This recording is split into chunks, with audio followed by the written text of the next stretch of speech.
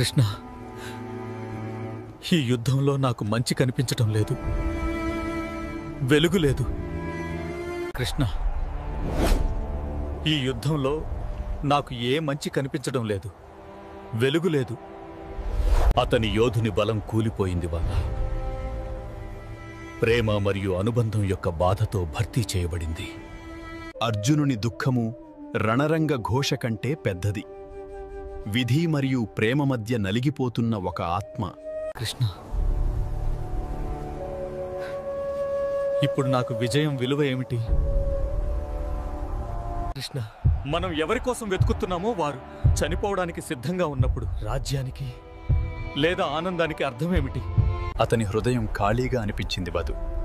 ఎందుకంటే అతను తన పక్కన ప్రేమించిన వారు లేకుండా విజయం అంటే ఏమీ కాదు. విజయం సాధించిన ఆత్మీయులు లేకపోతే అతని హృదయం శూన్యంగా అనిపించింది.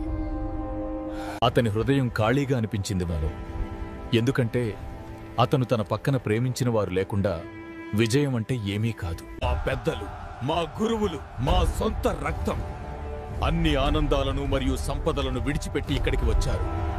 అతని దృష్టిలో యుద్ధభూమి కీర్తి ప్రదేశంగా నిలిచిపోయిందనందో అది ప్రేమ సమాధిగా మారింది.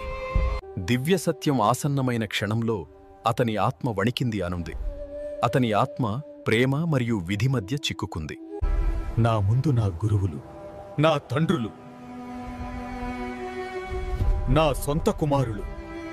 నా ముందు నా గురువులు, నా తండ్రులు, నా సొంత కుమారుడు, నా అమ్మా నాన్నలు, నా పెద్దలు, నన్ను పెంచి నడిపించిన వారు శత్రువులుగా నిలుస్తారు. అర్జునుడికి వారు ఇక యోధులు కదు హల్తే, ప్రేమ మరియు జ్ఞాపకాలతో బంధించబడిన కుటుంబం మాత్రమే.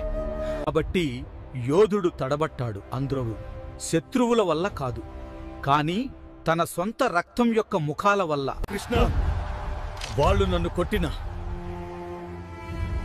నేను వాళ్ళ మీద చేయెత్తడానికి ఇష్టపడను. నన్ను చంపనివ్వండి, నా జీవితం ముగియనివ్వండి, కానీ నేను నా రక్తాన్ని నాశనం చేసుకోను. కుటుంబ ప్రేమతో పోలిస్తే అతనికి అత్యంత గొప్ప రాజ్యం కూడా ఏమీ అర్థం కాదు. కుటుంబం పట్ల ప్రేమతో పోలిస్తే గొప్ప సామ్రాజ్యం కూడా అతనికి ఏమీ కాదు. కృష్ణ, ధృతరాష్ట్ర కుమారుల రక్తం నుండి ఆనందం ఎలా పుడుతుంది? అతని మనసులో విజయం దుఃఖంగా మారింది, కీర్తి దుఃఖంగా మారింది, మరియు వేడుక దుఃఖంగా మారింది. అటువంటి చర్య తర్వాత పాపం మాత్రమే వస్తుంది, శాంతి కాదు, గౌరవం కాదు. అతని మనస్సులో విజయం దుఃఖంగా మారింది, కీర్తి దుఃఖంగా మారింది, మరియు వేడుక దుఃఖంగా మారింది. కృష్ణ, వారి హృదయాలు దురాశతో అందిస్తాయి. ఈ వినాశనంలో వారికి పాపం కనపడటం లేదు. వారు కుటుంబం నాశనాన్ని లేదా ఈ యుద్ధం వ్యాప్తి చేసే ద్వేషాన్ని చూడలేరు. కృష్ణుడు, వారి హృదయాలు దురాశతో గుడ్డవి. ఈ విధ్వంసములో వారికి ఏ పాపమూ కనిపించదు. అర్జునుడి హృదయం విజయం కంటే మనస్సాక్షిని ఎంచుకుంది, ప్రతీకారం కంటే ధర్మాన్ని ఎంచుకుంది. కృష్ణ, కుటుంబం పతనంతో మన పవిత్ర సంప్రదాయాలు శాశ్వతంగా నశించిపోతాయి. సంప్రదాయాలు నాశనమైనప్పుడు గందరగోళం అందరి హృదయాలలో పాతుకుపోతుంది. అతని దృష్టిలో యుద్ధం అంటే ఇకపై విజయం కాదు పరు, చీకటిలో ఓడిపోయిన తరాలు మాత్రమే. అతని దృష్టిలో యుద్ధం ఇక విజయం కాదు, కేవలం తరాలు చీకటిలో కోల్పోతాయి. కృష్ణ, ధర్మం పడిపోయినప్పుడు మన ఇళ్ల పవిత్రత కూలిపోతుంది. ఈ క్షయం నుండి అవమానం వ్యాపిస్తుంది మరియు అమాయకత్వం చీకటిలోకి మసకబారుతుంది. మరియు ఈ అవినీతి నుండి తరాలు పోయాయి, వారి పవిత్ర మూలాల నుండి వేరు చేయబడ్డాయి.